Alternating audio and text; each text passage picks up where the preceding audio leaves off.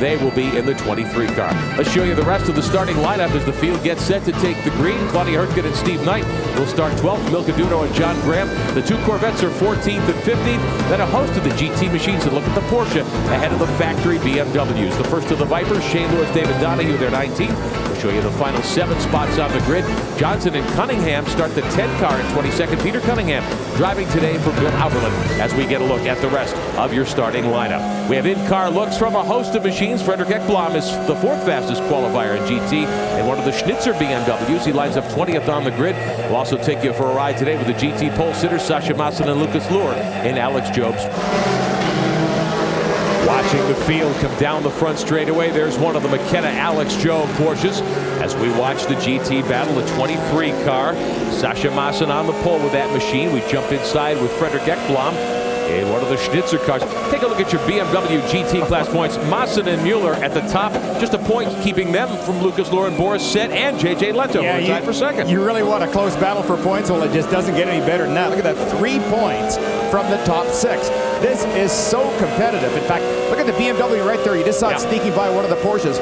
Now this is an excellent drafting opportunity right here, but I doubt if they'll take it.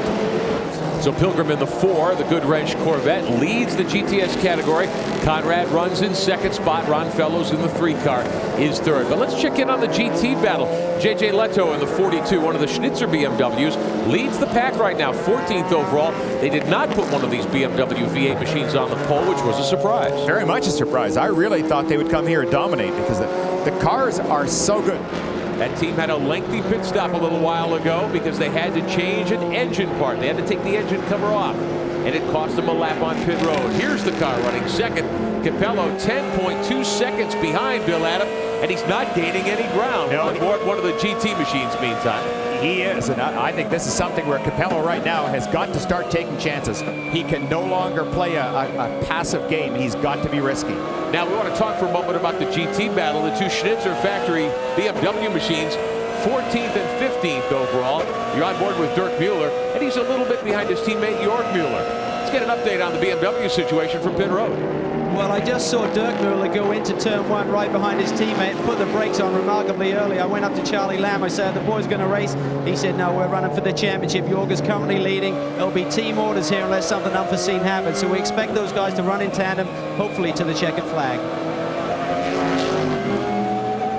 Mueller in the 43, giving you a look. This is Dirk Mueller, 2nd in class. These are such beautiful little cars. I mean, you look at the M3s on the street, it's everybody's dream machine. They're gorgeous, but this is just like the ultimate M3 because of this little V8 race motor in it. And you can help me get the V8 option in mind, right, Bill?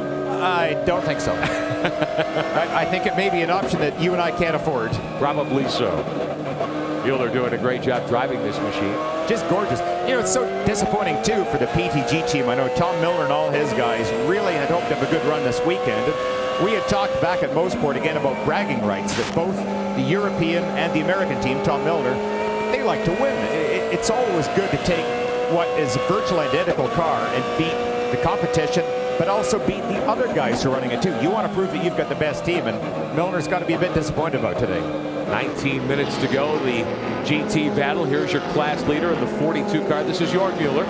He's finished 5th or better in 6 of his 7 starts this season. At the top of the broadcast, we pointed out just how tight the points battle is in GT among these drivers and teams. There's the gap between 1st and 2nd in the class right now, with time starting to run out here. Martin Heyman, the Porsche group, Alex Job's team, they certainly had high hopes. And in GT, as we watch the final trip around, this is the 43 car. Dirk Mueller right behind his teammate Jörg Mueller, 1st and 2nd in GT. Oh, I thought he's going to give him a little bump there. The Schnitzer cars will finish nose to tail, 1-2 in GT. The GTS battle goes to Johnny O'Connell and Ron Fellows in car number 3. They pass their teammate car, Kelly Collins, Andy Pilgrim. Close to the end here today, as we watch one of the Schnitzer BMWs, the lead car, the winning car today, Jörg Mueller. We showed you at the top of the broadcast how in GT. Let's show you our BMW GT category final results here. Mueller and Leto win in the 42 car for the Schnitzer team. Dirk Mueller and Frederick Ekblom come home 2nd. Christian Menzel and Randy Popes take 3rd for the Alex Job Porsche team in the 22. And then it's the number 10 BMW. One of the other Porsches, the 30 car with Johnny Mollem aboard, they finish 5th. And Lauren Maassen, Bill, they had a disappointing ending to their afternoon. A half-shaft breaks just short of the checkered flag. And what a heartbreak, too, particularly for the championship point situation. It's just not something you want to see, that many points evaporate. No. Not with only a couple of weeks to go. Let's go downstairs to Calvin Fish. Well, Jörg Müller took the win today with J.J. Leto, and with it the championship lead. You love this place, Mid-Ohio. Yeah, definitely. It was a fantastic circuit. I really enjoy going on the proper race circuit. I mean, last year we had lots of oval, which don't suit our cars.